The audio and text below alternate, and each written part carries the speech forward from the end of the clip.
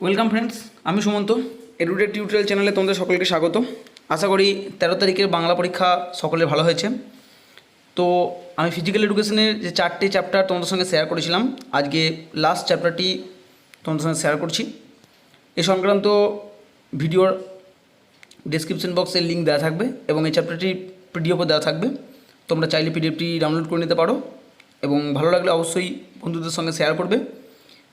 চ্যাপ্টারটি কেমন লাগলো বা তোমাদের কেমন উপকার হয়েছে তা কমেন্ট বক্সে লিখে অবশ্যই জানাবে এবং যারা নতুন আছো তো অবশ্যই চ্যানেলটিকে সাবস্ক্রাইব করবে।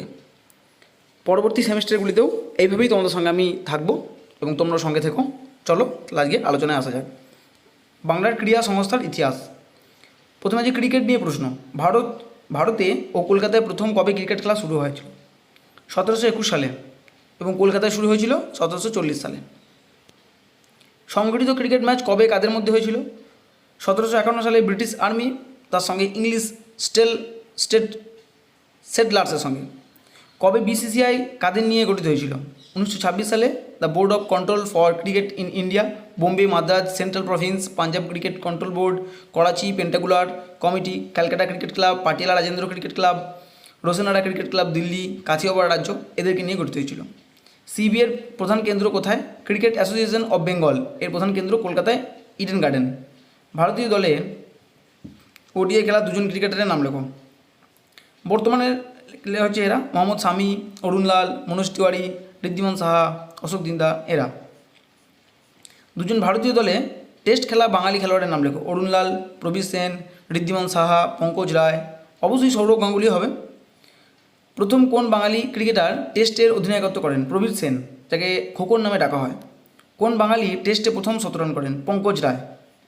আন্তর্জাতিক ক্ষেত্রে সবথেকে পরিচিত, জনপ্রিয় ও সেরা বাঙালি ক্রিকেটার কে? সৌরভ গাঙ্গুলি। 2003 সালে তার নেতৃত্বে ভারত বিশ্বকাপের ফাইনালে ওঠে। তিনি তার প্রথম টেস্ট ম্যাচে 100 রান করেছিলেন লর্ডসে। দুজন বাঙালি মহিলা ক্রিকেটার খেলোয়াড়ের নাম লেখো। ঝুলন গোস্বামী, রুনু বসু, শিরূপা বসু, শর্মিলা চক্রবর্তী এরা।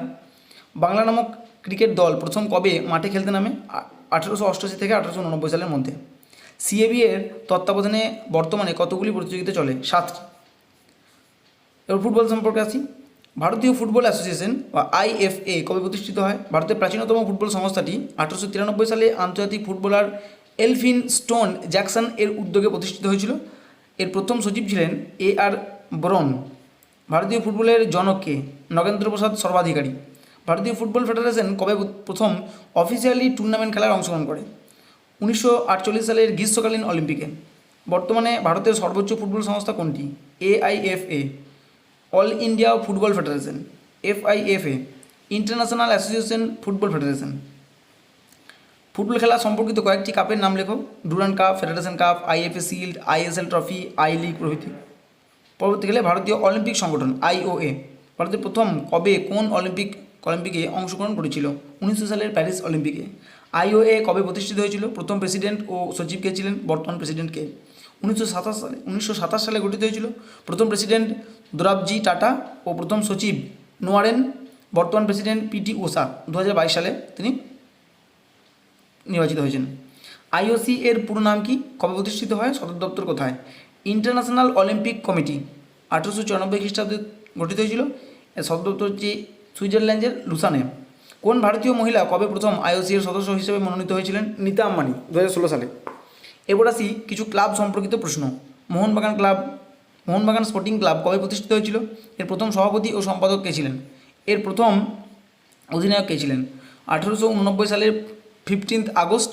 প্রথম সভাপতি ছিলেন ভূপেন্দ্রনাথ বসু ও সম্পাদক ছিলেন যতীন্দ্রনাথ বসু। প্রথম অধিনায়ক ছিলেন মণিলাল সেন। মোহনবাগান ক্লাবের নাম কবে পরিবর্তিত হয়েছিল? কার সভাপতিত্বে? ওই ক্লাবের লোগোয় কিসের ছবি থাকে? এফ জে রো এর সভাপতিত্বে 1891 সালে Mohun Bagan sporting club Mohun Bagan athletic ক্লাবে পরিণত হয়। এই ক্লাবের লোগোয় প্রথম দিকে রয়্যাল বেঙ্গল টাইগারের ছবি ছিল, যা সবুজ মেরুন পালতোলা নৌকায় পরিবর্তিত হয়েছে। মোহনবাগান ক্লাবের আদর্শ ও নীতিবাক্য কী ছিল?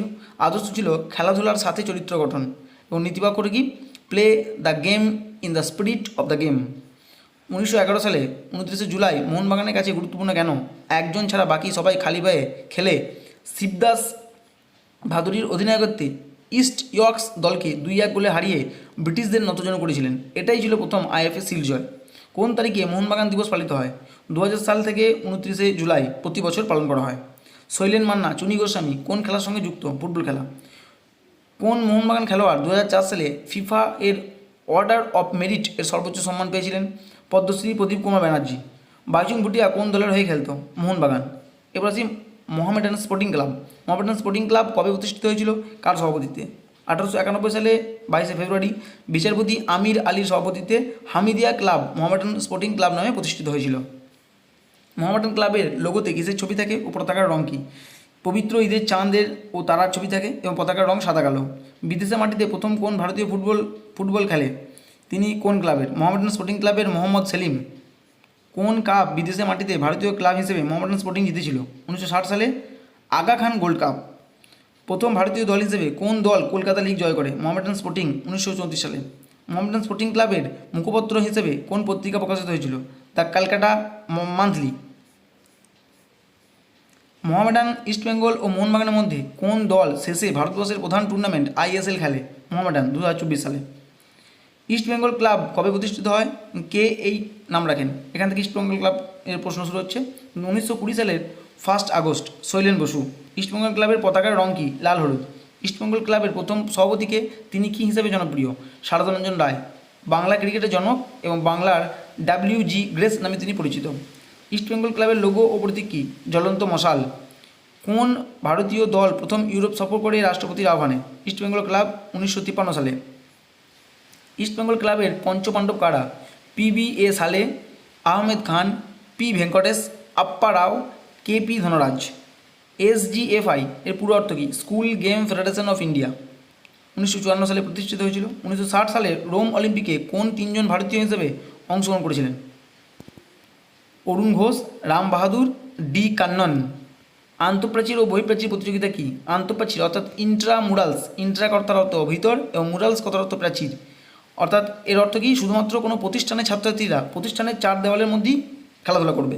বহিঃপ্রাচীর বা এক্সট্রা মুরালস, এক্সট্রা মানে বহির, মুরালস মানে প্রাচীর। এর অর্থ কি? 4 দেওয়ালের বাইরে একাধিক প্রতিষ্ঠানের মধ্যে প্রতিযোগিতা যখন সম্পন্ন হয়। খেলা প্রত্যেকের জন্য এবং প্রত্যেকে খেলার জন্য কোন খেলার আদর্শ? আন্তঃপ্রাচীর প্রতিযোগিতা।